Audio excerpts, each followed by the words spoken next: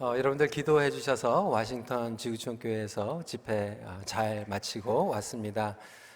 한 주 안 뵀는데요. 굉장히 오래간만에 뵌 것 같죠? 저만 그런가요? 여러분 보고 싶었습니다. 아직도 허니문 스테이지인 것 같아요. 오늘 야고보서 이유 있는 신앙 왜 그래야만 하는가 10번째로 왜 재물을 조심해야 합니까? 제목으로 말씀을 나누겠습니다. 재물은 사람을 변질시키는 무서운 힘을 가지고 있습니다. 돈이 사람을 바꾸죠. 교만하게도 만들고요. 주눅이 들게도 하고 관계를 손상시키는 경우들도 많이 보게 됩니다. 여러분 솔직히 질문하겠습니다. 여러분에게는 재물이 중요합니까? 중요하지 않습니까? 대답을 잘하십니다. 중요합니다. 솔직하자면 실제적으로 우리 삶 가운데에서 재물이 어느 정도 필요합니다. 우리가 하나님 앞에서 또 서로에게 좀 솔직할 필요가 있죠. 최근 몇 년 전에 설문조사를 했는데 평균 사람들이 하루에 고민하는 것 중에서 60%에서 70% 정도가 다 이 돈, 금전에 관련된 고민이라는 것을 결과가 발표되었습니다. 사실 저는 개인적으로 돈이나 물질에 대해서 설교하는 것을 좋아하지 않습니다. 우리 큰빛교회 오래 출석하신 분들은 이미 아실 거예요. 제가 저희 영어 목회에서만 14년 동안 목회를 했는데 이 돈에 대해서 그리고 헌금에 대해서 설교를 한 것은 한 2번, 3번 정도밖에 하지를 않았습니다. 왜냐하면 제가 중고등부 시절에 정말로 재밌게 그리고 행복하게 신앙생활을 하다가 그 교회에서 재정 사건이 있는 바람에 교회가 분열되는 그런 경험을 하면서 목회자가 돈에 대해서 얘기하면 안 좋은 거다라고 하는 인식이 아직도 저에게 박혀져 있고 나름대로 또 회복이 필요하다는 생각이 듭니다. 근데 확실한 것은 이 재물관이야말로 말씀으로 회복되지 않으면 절대로 온전한 신앙생활을 할 수가 없습니다. 제가 예전에도 한번 이것을 나눈 것 같은데요. 신약 성경을 보게 되면 여러분 믿음이 중요합니까? 중요하지 않습니까? 중요하잖아요. 그런데 이 믿음에 대한 구절이 215개 구절이 기록되어 있습니다. 많이 적혀져 있는 거죠. 그러면 구원에 대한 구절은 몇 개가 있는가 봤더니 구원에 대한 구절은 218개 구절이 신약에 기록이 되어 있습니다. 그런데 이 금전과 이 재정에 대해서 다루고 있는 구절은 무려 2084개 기록이 되어 있습니다. 굉장히 돈에 대해서, 재물에 대해서 많이 기록이 되어 있습니다. 예수님의 이 비유만 봐도요, 절반 이상의 예수님의 비유가 이 금전에 대해서 다루고 계십니다. 그런데 우리는 예수님께서 돈을 밝히신다라고 생각하지 않습니다. 예수님께서 이 금전에 대해서 계속해서 말씀하실 수밖에 없었던 것은 바로 이 돈이 우리 안에 숨겨져 있는 우상이기 때문에 많이 언급을 하셨던 것입니다. 물론 돈 자체는 악이 아닌 것을 우리는 알고 있습니다. 근데 성경은 분명하게 이야기하고 있습니다. 돈을 사랑하는 것은 악이다라고 이야기를 하고 있습니다. 그러니까 야고보서 2장 5절부터 6절에 보면 야고보가 가난한 자들보다 부유한 사람들을 편애하는 것에 대해서 계속해서 꾸짖고 있는데 그 이유는 하나님께서 부자들을 싫어하시는 게 아니에요. 그런데 부자들이 유혹에 빠지기가 너무나도 쉽고 변질되기가 쉽기 때문에 그렇게 단호하게 경고를 주고 있는 것입니다. 그렇다면 오늘 이 말씀을 통해서 왜 우리가 재물을 조심해야 되는지 함께 나누기를 원합니다. 첫 번째로 우리가 재물을 다스리지 못하면 재물이 우리를 다스리기 시작하기 때문에 그렇습니다. 오늘 1절에 이렇게 시작하고 있습니다. 너희에게 이 말 고생으로 말미암아 울고 통곡하라. 우리가 돈 때문에 고생한다라고 하는 것, 돈 때문에 짐이 된다라고 하는 말은 무슨 말입니까? 성도 여러분, 솔직하게 우리가 대답을 할 필요가 있죠. 우리가 왜 일합니까? 여러분 왜 일하세요? 대부분은 돈 벌기 위해서 일하십니다. 우리 부모님들이 자녀들에게 계속해서 공부하라, 공부하라, 공부하라 얘기합니다. 왜 공부해야 됩니까? 공부해서 좋은 대학을 가고 또 좋은 대학을 가서 전문 직종을 잡고 전문 직종을 찾아야지 돈을 벌 수 있기 때문에 그렇습니다. 그러니까 우리 자녀들에게도 돈 벌어야 되기 때문에 부모님들이 서포트를 하는 겁니다. 그래서 우리가 인생을 살아가면서 인생의 상당한 시간을, 에너지를 돈 잘 벌기 위해서 살아가게 됩니다. 그러니까 돈을 잘 벌어야지 잘 살 수 있기 때문이라고 하는 생각을 가지고 있습니다. 그러니까 하나님이 우리를 잘 살게 해준다라고 하는 개념이 아니라 돈이 우리를 잘 살게 해준다라고 하는 개념을 가지고 있기 때문에 그렇습니다. 그래서 야고보는 우리에게 돈이 우리의 주인이 될 때, 그래서 저와 여러분들이 돈의 노예가 됐을 때 이 부담과 짐을 갖게 된다라고 하는 것이죠. 정확하게 얘기하자면 돈이 나를 다스리고 있는가, 내가 돈을 다스리고 있는가의 질문입니다. 이것이 거꾸로 되었을 때 우리가 돈의 노예가 된다라고 하는 것이죠. 이 자세와 태도는 너무나도 중요합니다. 오늘도 이 설교를 들으면서 많은 분들이 그렇게 생각할 거예요. 하나님, 제가 올바른 태도를 가질 테니까 제발 돈 좀 더 주세요. 이렇게 생각하시는 분들은 이미 유혹에 빠질 확률이 더 많다라고 하는 거예요. 디모데전서 6장 10절에 이렇게 얘기하고 있죠. 돈을 사랑함이 일만 악의 뿌리가 되나니 이것을 탐내는 자들은 미혹을 받아 믿음에서 떠나 많은 근심으로써 자기를 찔렀도다. 예수님께서 이 땅에 오셨을 때 우상숭배에 대해서 말씀하시면서 맘모니즘, 그리고 맘몬주의에 대해서 경고를 하고 계십니다. 맘모니즘은 무엇입니까? 고대 아람어로 그 당시에 돈의 신이었어요. 재정의 신이었습니다. 그러니까 예수님께서 단도직입적으로 제자들에게, 그리고 우리 모두에게 물어보는 것은 하나님을 섬길 것인가, 돈의 신을 섬길 것인가, 둘 중에 하나를 택하라고 질문하고 계시는 것입니다. 마태복음 6장 24절 말씀 저희가 한 목소리로 읽겠습니다. 시작. 한 사람이 두 주인을 섬기지 못할 것이니 혹 이를 미워하고 저를 사랑하거나 혹 이를 중히 여기고 저를 경히 여김이라. 너희가 하나님과 재물을 겸하여 섬기지 못하느니라. 그러니까 교회 안에서도 우리가 하나님을 섬기는 것이 아니라 맘모니즘을 섬길 수 있다라고 하는 거예요. 하나님의 뜻이 우리에게 결정을 내리는 것이 아니라 재정을 가지고 결정을 내리게 될 수 있다라고 하는 거죠. 어떤 분들은 주일날 교회 예배 오면 주보를 먼저 보면서 오늘 본문이 무엇인가 보기 전에 지난주에 현금이 얼마 나왔나 보시는 분들도 있을 거예요. 신학교에서도 마찬가지예요. 선교사역도 마찬가지입니다. 신학교에 받지 말아야 되는 학생들을 돈 때문에 받는 경우들이 있죠. 그러니까 돈으로 운영을 해야 되기 때문에 이런 유혹들은 많이 있게 됩니다. 돈이 필요하지 않다라고 하는 게 아닙니다. 하나님께서는 우리에게 재정을 부어주십니다. 그리고 이 재정은 지혜롭게 관리를 해야 합니다. 우리가 매니지를 하지 않으면 우리가 매니지를 받게 되어 있습니다. 저희도 우리 자녀들 학교 보내면서 학비 세이브를 해야 되지요. 선교를 나갈 때 선교의 재정을 구축하는 것은 매우 중요합니다. 교회 안에서도 마찬가지예요. 여러분 스크린 보시면 조금 어둡게 보이고 있잖아요. 이게 수명이 지금 다 하고 있어요. 근데 이제 12년 전에 이제 저희가 건축을 했을 때는 이게 최신식의 이제 스크린이었는데 이제는 부품을 더 이상 만들지가 않아요. 그러니까 부품을 갈아가지고 되는 게 아니라 이 스크린을 이제 전면으로 바꿔야 되는데 재정적으로 필요한 부분이에요. 돈이 많이 들기 때문에 당회에서는 이제 이것을 조금씩 세이브하면서 준비하자라고 하는 지혜를 하나님께서 주셨습니다. 그러니까 육체적으로 우리가 필요한 것들을 세이브하는 것도 영적인 지혜라고 하는 거예요. 그런데 돈을 우리가 매니지하는 것이 아니라 돈이 우리를 매니지하는 것이 우상숭배라고 얘기하고 있는데, 그러면 어떻게 우리가 다스림을 받고 있는가 질문을 하고 있습니다.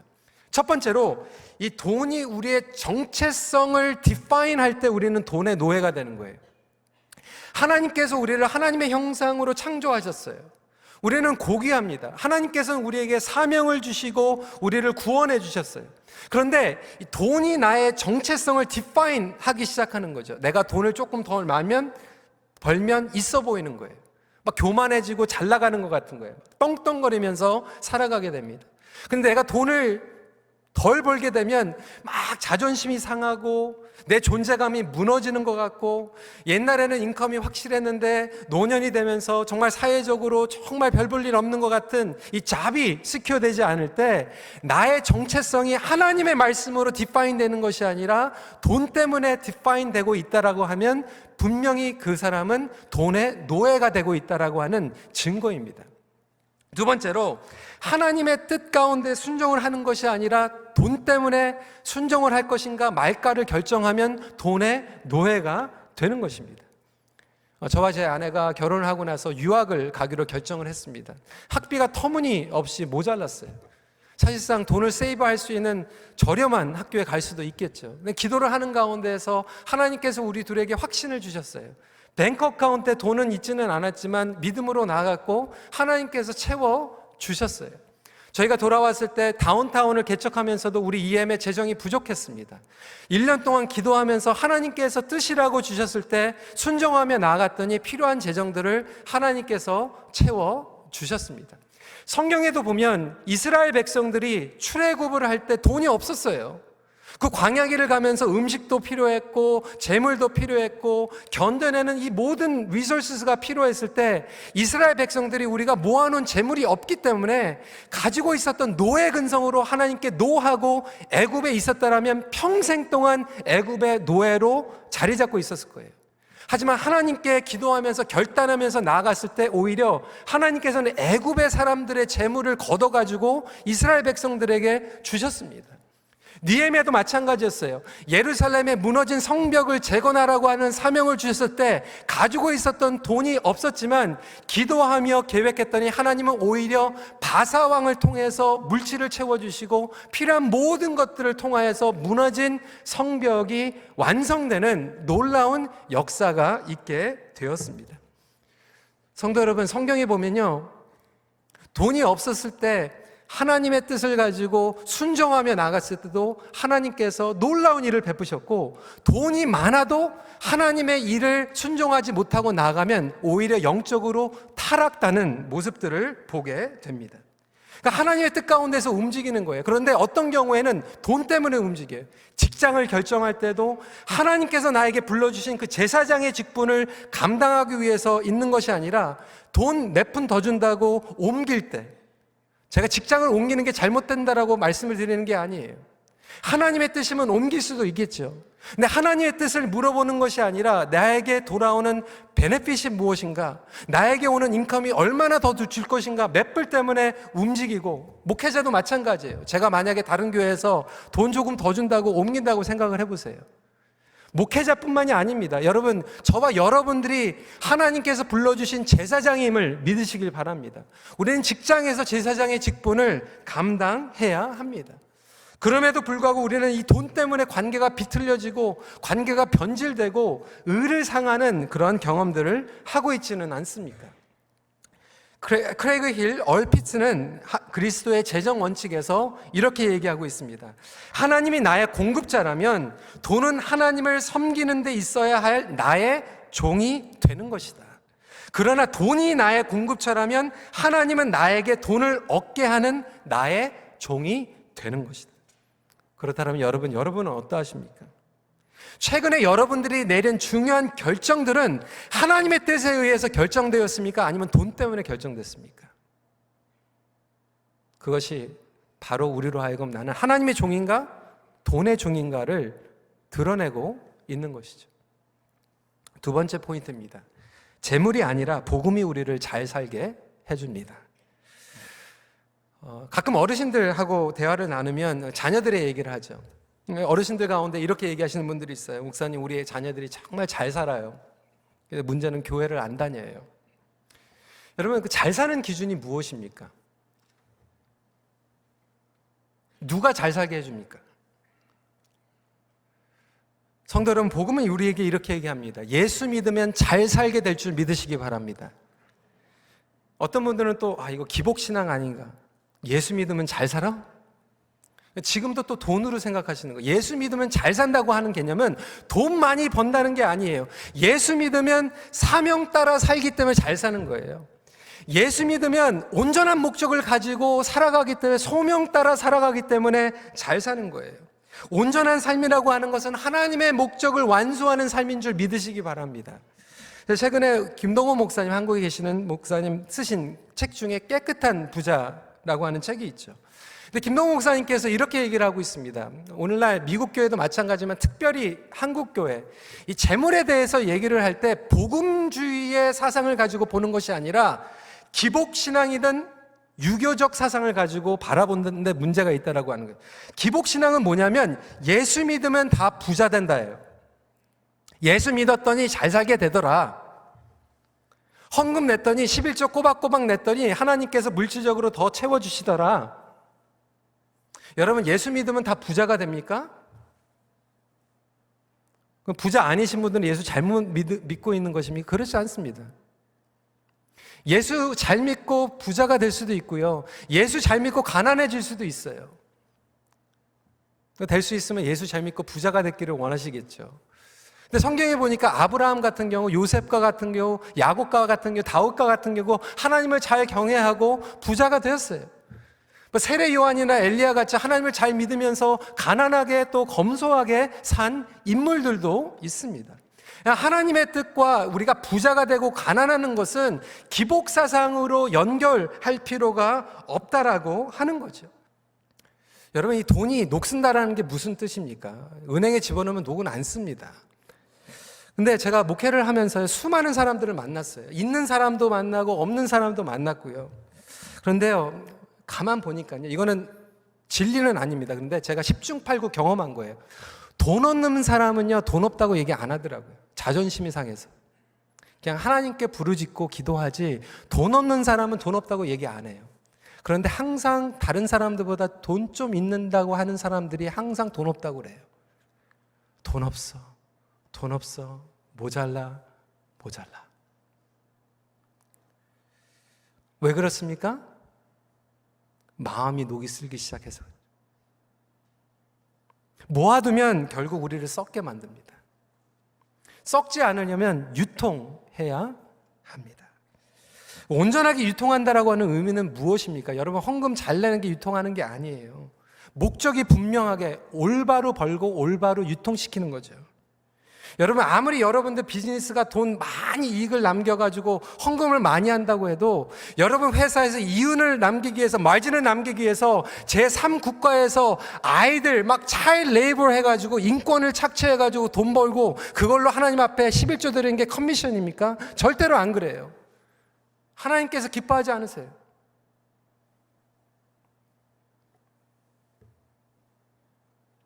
회사가 잘 되는 만큼 다른 사람들도 잘 되고 하청업자들도 잘 되고 여러분들이 잘 살므로 말미암아 여러분들의 이웃들이, 여러분들의 형제들이 잘 되는 게 하나님의 마음 아니겠습니까? 제가 자녀가 둘이 있는데 아직은 학생이지만 나중에 돈 버는데 하나는 돈을 잘 벌고 하나는 정말로 지질이 가난해가지고 입에 풀지를 못하고 있는데, 돈 잘 버는 형제가 돈 못 버는 형제한테 도와주진 않고 나한테만 와가지고 아빠 용돈 더 줄게요. 그래 용돈 많이 준다고 하면 야, 기특하다, 너 정말 착하다, 그렇게 얘기하는 부모는 없습니다.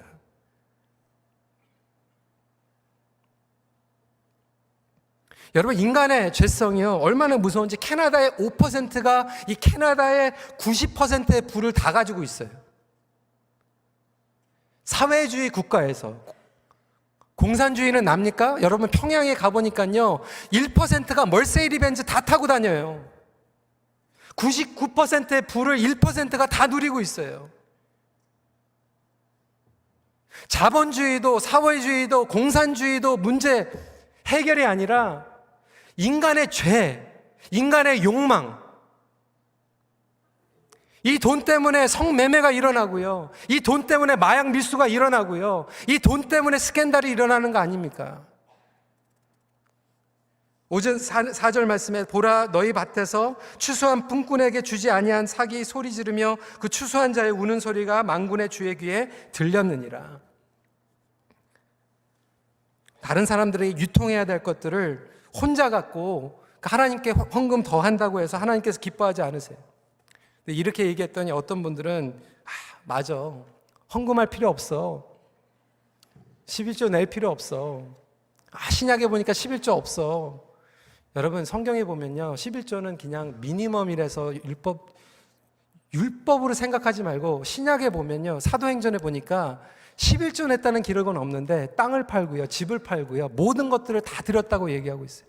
하나님께서 우리를 온전히 구원하시면요, 10의 1%만 드리고 끝나는 게 아니라 우리의 전부를 하나님께 드리고, 우리의 전부가 하나님 나라를 통하여서 유통되기를 원하는 갈망이 우리에게 임할 줄 믿으시기 바랍니다. 이게 성경적이라고 하는 거예요. 율법으로 얘기하는 게 아니에요. 올바로 벌고 올바르게 하나님께 드리고 올바르게 사용하는 것을 하나님께서는 원하십니다. 전도서 5장 19절 말씀 한 목소리를 읽도록 하겠습니다. 시작. 또한 어떤 사람에게든지 하나님이 재물과 부요를 그에게 주사 능히 누리게 하시며 제 몫을 받아 수고함으로 즐거워하게 하신 것은 하나님의 선물이라. 저는 우리 성도님들이 잘 버시면 좋겠어요. 그런데 잘 사용하셨으면 좋겠어요. 잘 누리시길 주님의 이름으로 축복합니다. 마지막 때 하나님의 분명한 심판이 있습니다. 우리 하나님은 어카운턴트예요. 하나님은 회계사세요. 우리 하나님은 물질에 대해서, 헌금에 대해서, 돈에 대해서 구걸 절대로 안 하십니다. 하나님은 거지가 아니세요. 하나님께 커미션 드리는 게 아니에요. 우리는 하나님을 정말로 제대로 믿어야 됩니다. 달라스 윌러드는 이렇게 얘기했어요. 우리는 하나님을 믿는다고 말한다. 하지만 정말로 믿지 않을 수 있다. 잘못된 재정관, 물질과를 성령님께서는 드러내시고 대적하고 계십니다. 여러분, 목회자도 마찬가지고 선교사님도 마찬가지고 성도도 마찬가지예요. 돈을 매니지하지 않으면 돈에게 매니지 당합니다. 선한 목적을 추구하시는 저와 여러분들이 되길 간절히 소원합니다. 제가 예전에도 이 부분은 나눴던 것 같아요. 재미있는 매거진, 타임 매거진에 나온 아티클이에요. 이것을 좀 적용을 하고 말씀을 마치길 원합니다. 여기에 타임 매거진의 헤드라인으로 나온 제목인데요. Can money buy happiness? 돈이 행복을 살 수 있는가? 여러분 어떻게 생각하세요? 돈이 행복을 살 수 있어요? 이제 헷갈리시죠? 근데 여기 보니까요, 돈이 행복을 살 수 있다라고 결론을 내리고 있어요.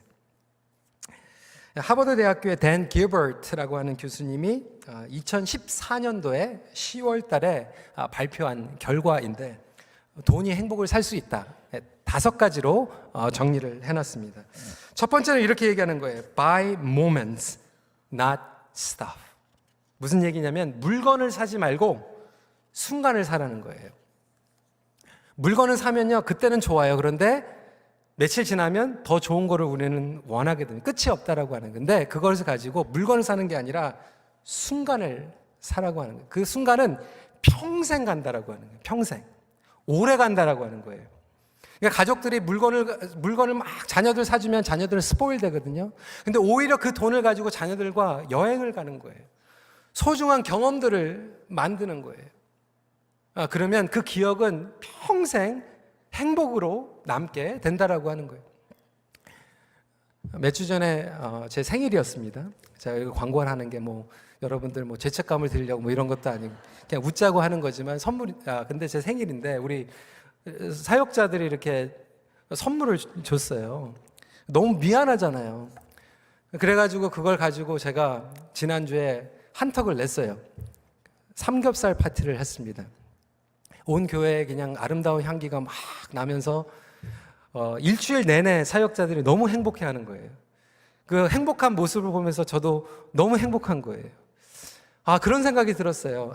이거는 그냥 너무나도 간단하고 우리가 할 수 있는 거지만 물건을 사는 것보다 행복을 사는 게 바로 이런 거구나라고 하는 것을 경험을 할 수 있었습니다. 두 번째로 spend on others, 다른 사람 위해서 사용하라. 그러니까 실험을 했어요. 정말로 이 두뇌에서 이 해피 바이러스가 나오는데 단 20불을 가지고 있더라도 자기만을 쓰는 사람하고 다른 사람들을 위해서 쓰는 사람하고 엔돌핀이 나오는 게 다르다라고 하는 거예요.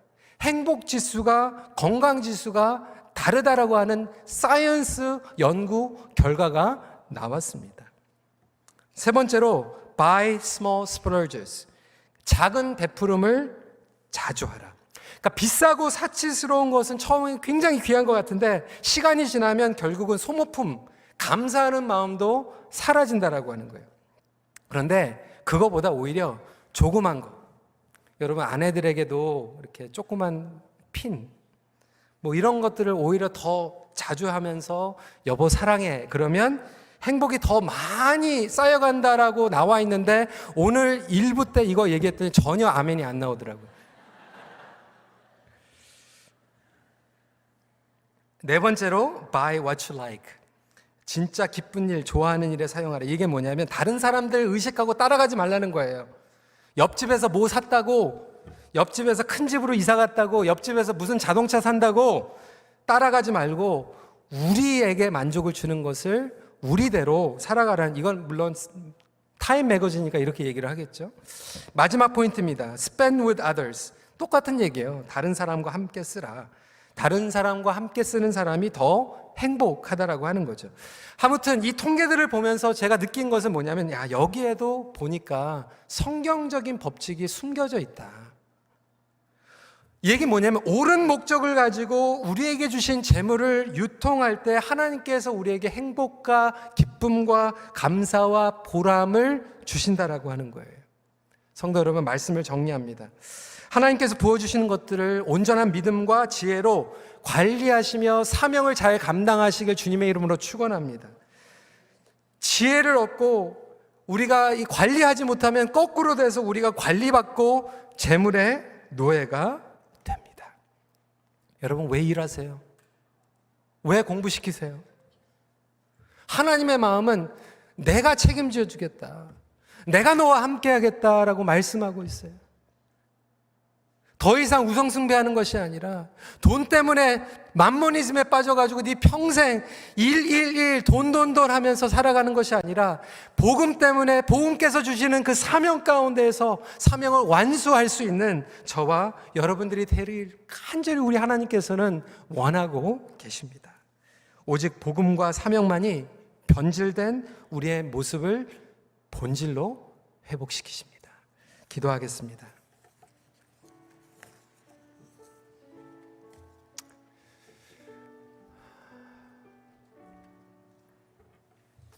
오늘 말씀 여러분, 우리가 진지하게 우리 최근에 결정했던 것들, 우리의 우선순위들이 정말 하나님의 나라와 하나님의 의, 복음, 사명, 그것이 우리의 주인이었고 우선순위였습니까? 아니요. 많은 경우에는 우리 모두가 그 유혹에 빠지고 돈 때문에 결정하고 돈 때문에 예스하고 돈 때문에 노하고 돈 때문에 끌려다니는 삶. 그렇다면 우리 이 시간에 주님 앞에, 주님, 그 맘모니즘의 우상을 주님 앞에 내려놓길 간절히 기도합니다. 오늘 내가 바로 서도 내일 또 유혹이 찾아오는 그런 삶 살아가기에 예수님은 2000번 이상 말씀하셨어요. 오늘 얘기해도 내일 다짐해야 되고 평생 우리가 그 정욕과 싸워가야 될지 모르지만 주님, 오늘 이 시간 다시 한번 우선순위를 결정하기 원합니다. 우리 교회가, 우리 가정이, 우리의 사역이, 우리의 선교가, 우리의 직장 생활이 정말 하나님의 사명으로 다시 한번 우선순위가 바뀌게 우리를 긍휼히 여겨 주시옵시고 우리의 우상이 무너지게 하여 주시옵소서. 우리 이 시간에 같이 기도하도록 하겠습니다. 기도하시겠습니다.